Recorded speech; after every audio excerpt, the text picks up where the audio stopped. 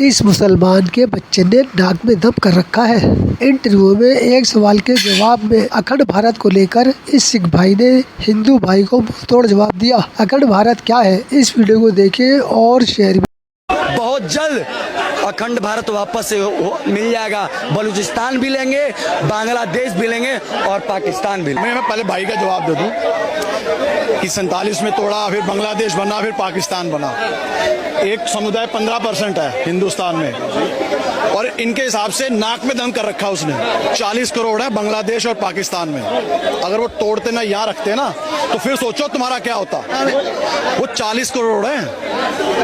तो कांग्रेस ने एक काम किया, अगर कोई मुसलमान हो तो माफी चाहता हूं उससे। उन्होंने कभी भी इनको इकट्ठा नहीं होने दिया। आप हिस्ट्री उठा के देख लो 47 के बाद। हैदराबाद का मुसलमान कुछ और बोलेगा, दिल्ली का मुसलमान कुछ और बोलेगा। 15% में हारे पड़े हैं। ये देखो जी, हमारे हिंदुओं को खतरा, हमारे इसको खतरा, हमारे उत्तरों। अगर वो 15% तक 40 करोड़ आज होते हिंदुस्तान